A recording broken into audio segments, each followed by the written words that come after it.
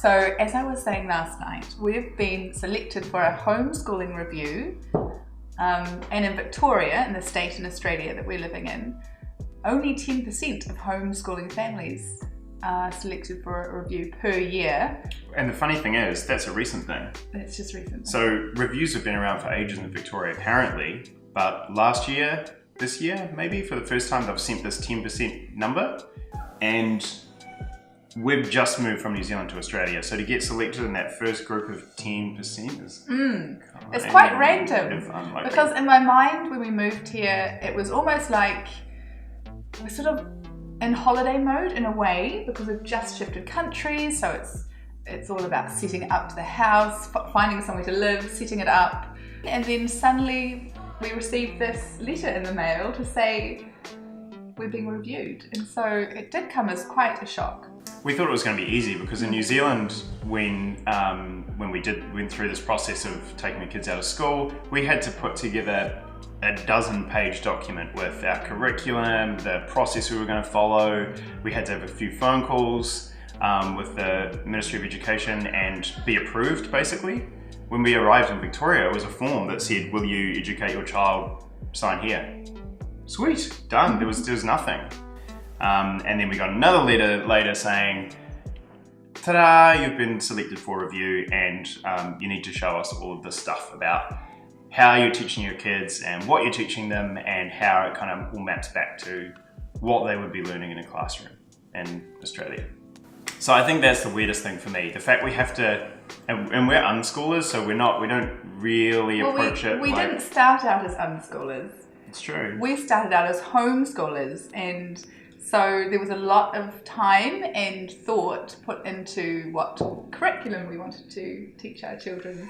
And in the very beginning, I almost had it set up like school at home. So the boys woke up in the morning, they got ready as if they were going off to school, but instead of leaving the house, they would sit around the kitchen table, and I'd have a series of activities ready each day, and they would tick off those activities, and then if they completed them all, then they'd get some laptop or iPad time.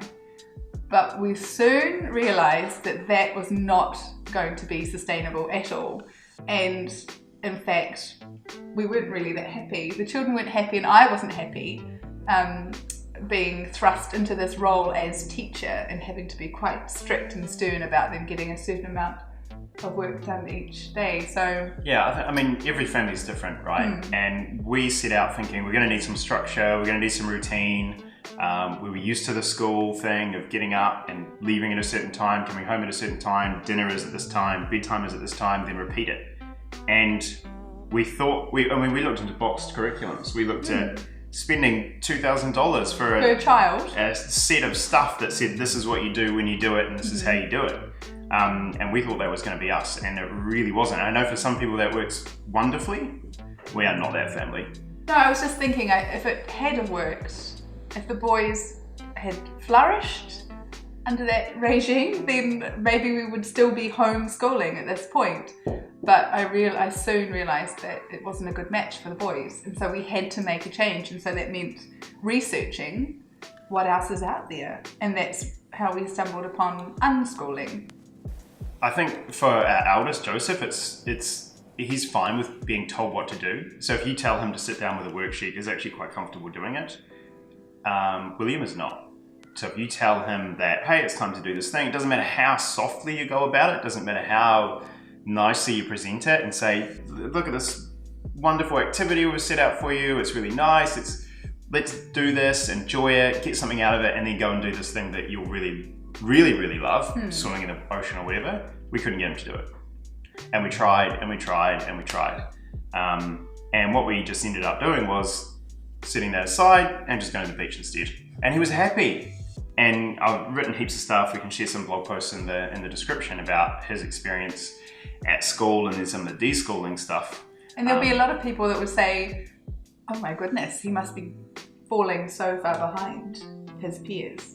Yeah, well, I think that's the thing I'm finding hardest about this review process, is that we have to map our unschooling thing, you know, the way that they're learning over here, to quite a structured, rigid school measurement. I think if we were homeschooling, it would be easier. We'd be able to just produce this box curriculum stack and say, yeah, look, the boxes are being ticked. And the definition from the thing that we have to work from is that we will be teaching them as regularly as school would and as efficiently as school would across these 8 curriculum areas. So there's English, there's maths, humanities and social sciences, science, health and physical education, the arts, languages, information, communication and design technology. Because this review is actually measuring us as teachers more than it's measuring the kids. So it's worth noting that in Victoria, possibly across Australia as well, the review is not measuring the children's progress. So it's not measuring them and assessing them against where they should be based on their grade levels. It's actually just measuring us as educators that we are delivering effectively the curriculum that the Victorian state wants us to. I think it would be easier the other way. I think we'd easily be able to go across those. Just go across those subject areas and say, yeah, absolutely, they're flourishing in all of these areas. But it's much harder for us as unschoolers to sit down and say, how do we show all of this evidence of teaching in science? It's actually a really difficult thing we're finding to sit down and say, how do we put together these documents that say, yes, we are regularly teaching science? I mean, they are learning stuff across that all the time. Well, what we're doing is self-led learning. So it's coming from whatever they are doing each day is coming from an inner drive. So whatever, because they're naturally curious and inquisitive, children are, or all children are, they're passionate about a subject. They are going to want to learn about it. And so for us, it's about facilitating that learning. I'm making sure that I'm putting learning in their way, if that makes sense. And that's the thing, learning's happening all the time too. I think it's about, what's most important is that as a parent, you're in tune with your child, in tune with their interests, and you just have to be in the moment with them too. So listening, what is it that is interesting them today? Because it does fluctuate from day to day. And then making sure you have things, resources that they can work with when they feel driven to, rather than us coming in and driving it. For the way that we've set this up, the way that we've approached not teaching but the learning over the last few months really does not map to this review process at all. It's been tricky to come up with the evidence. Yeah, the evidence. That's a good word, the evidence that they're actually learning. I mean, the thing we had to do was pull together the stuff that we have. What has he got? I mean, how do we, where's that classical art stuff? Because we've got to map this back to ticking an art box. The Picasso. Yeah. So we visited the art gallery and he came home and decided to do his own Picasso-style drawings. But then what he really loves to do in terms of art is actually, like, we've got Terraria weapons and pencil comics, and that's awesome and we love it and he loves it. But if we were to submit this as part of the review, well, it would form part of it, but if we were to submit just that... Well, that's something a child would do in their spare time after school. It's play, right? It's play. So it's not your classical drawing, it's not using different mediums. I guess it's good that we can produce this work, but if we were having William selected for review, I think it would be quite a different story because he goes much deeper on a subject, but he doesn't produce the same kind of work that Joseph, because Joseph likes to sit at a table and use his pencil and paper and produce a thing. William likes to tinker and explore and dismantle. He loves electric circuits. Yeah, and use his body. He's so good at building things. And when it comes to actually taking everything out of his head and putting it on a piece of paper, he just doesn't enjoy that bit. He's very practical. He gets it all, but he doesn't enjoy sitting down and writing. No, he doesn't like that final step. But as far as the review process is concerned, that final step is actually the important bit. What work can you produce to give evidence? As soon as this is over, we get 2 years of exemption, I suppose, so we won't be pulled up for review again. Yeah, and we got to choose the child. So we got to choose the child who we wanted to be reviewed. So naturally we chose the child that had actually produced some work. But if we had 2 Williams, this would be super awkward. It would be really hard to sit down and say, yes, we're teaching him stuff but we can't really show you that we're teaching them. I mean, wherever we go, people that our children communicate with, they always say what intelligent boys they are. They are. It's evidence in them, but we can't produce the pieces of paper to say that he actually is. So we have, from the start of the year, we invested in some NAPLAN activity books. Kind of makes me cringe now, really, but actually Joseph quite enjoys it. They just flew through them, which is really good. So they have a really good basic understanding of maths, don't they? But if you were to ask William to sit down and do a couple of pages of this, it is a struggle. And we tried, we pushed it for a good couple of months until I realised that nothing was going to change. He didn't actually want to sit down and do a blend. I mean, and it's quite fun. They make it quite fun. It's colourful. There are pictures, there are stickers, and I actually think that his reluctance to fill out those worksheets was part of the deschooling process as well. So it wasn't that he doesn't. I was going to mention that. Yeah. I don't think everyone will know what deschooling is, though. You're going from one paradigm that you've been trained into. It's the bell goes, you go to the classroom. The bell goes, you eat food. When they tell you to. Yeah, you put your hand up to go to the toilet.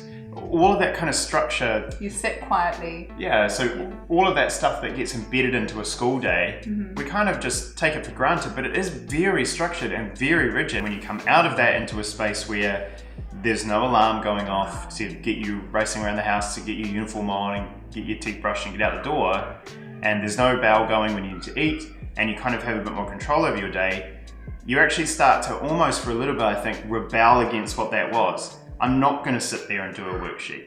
I'm not going to get dressed really quickly. Actually, I'm going to stay in my pajamas for an extra 2 hours in the morning. Okay, so Wikipedia says that deschooling is the mental process a person goes through after being removed from a formal schooling environment when the school mindset is eroded over time. It may refer to the time period it takes for children removed from school to adjust to learning in an unstructured environment. So it's about structure to unstructure, and I really do believe that part of that process early on is rebelling against any kind of structure, because you know that you're done with that paradigm now. You know you're going into this unstructured space, and anything structured that tries to come into that new unstructured bit that you're in, you just don't want it. And William with his worksheets, doesn't matter how nice they look, how shiny they are, how many stickers there are. It just feels like school at home. It just feels like that same structured environment, but I'm sitting here instead of in a building down the road. So deschooling is giving your child space, and it may take 6 months, it may take a year, but it's about pulling your foot off that pedal, giving them space to adapt, and then finding a new rhythm. The review process here to me feels like you can't really spend time digging into your passions to any great extent. You kind of keep having to pull back to, am I producing enough work to be able to prove that I'm learning? So for example, where he's got a guitar, he's just kind of starting to learn. If he decided that for the next 6 months, he just wanted to go all in on that, every day wake up and learn and listen and do tutorials and compose songs and get into audio editing and producing them and then video work around them, just whatever, and he wanted to spend 3, 4, 5, 6 months doing that and nothing else, to us that would be fine. I would be totally fine with that. He's not ticking the mathematics box, he's not ticking the biology box, he's not ticking the languages, the art, none of that stuff has been covered, but he's passionately exploring something that he loves, and I'd be fine. And that just would not fly if we were selected for a review for William. There's no way we'd be able to get that across the line. I mean, we would be pulled up for that and be told, hey, if you want to continue unschooling or homeschooling, you have got to start ticking these boxes systematically. And to me, that feels weird. That just doesn't jive for me. The opposite of trust is fear, and I feel like there's a lot of fear that's come from school. Fear of not living up to expectations, behaviour-wise, or not ticking the right boxes. And so unschooling is trusting your child to learn what they need to learn when they're ready to learn it. And there's no way we could provide evidence of that for William. But he's flourishing. He's never been happier. Well, that's our measure. He's busy. He's a busy guy. He's a different boy than he was when he was at school. For us, we know it's working because our children are happy and productive. I think our approach to this review, which is tomorrow, is bundle together all of this stuff, write up some stuff that talks about how we're teaching those areas, the 8 areas, regularly and systematically and efficiently, whatever efficiently means. That is literally one of the words they use. And just kind of throw it at them, and I think that will tick the box in itself. The fact we're actually communicating with the education board and being open and transparent about what we're doing. I think if we went dark, I think if we didn't respond, if we didn't really submit anything, if we kind of dodged it for ages, we fled the region, if we fled the state, if we did anything like that, we'd probably raise some flags. I think it's also worth mentioning that the whole process has been really reasonable. I don't feel like we've been under attack. I feel like it's very reasonable. It's, hey, we're going to work with you, choose a date for the review, which could be any month of the year. I think they are still just working in a paradigm that is very structured, and we don't really fit into that nicely. So it's not that they're approaching it in a bad way. I think it's great. I think they could not do it any better. The thing that we're finding hard is fitting into that kind of structure. But I'm confident that if we communicate with them plenty and say, this is what we're doing, and this is how we're approaching it, they might ask us for more. In fact, I'm confident. I'm fairly sure they will ask us for more. I'm confident they'll ask us for more, but that's fine, and we can put it together then. But the fact we're talking to them is probably the biggest tick, really. I feel like if they would talk to us, they would see that our family are dedicated to learning, lifelong learning, and together. So it's not just about the learning journey that the boys are going through, but all of us as a family.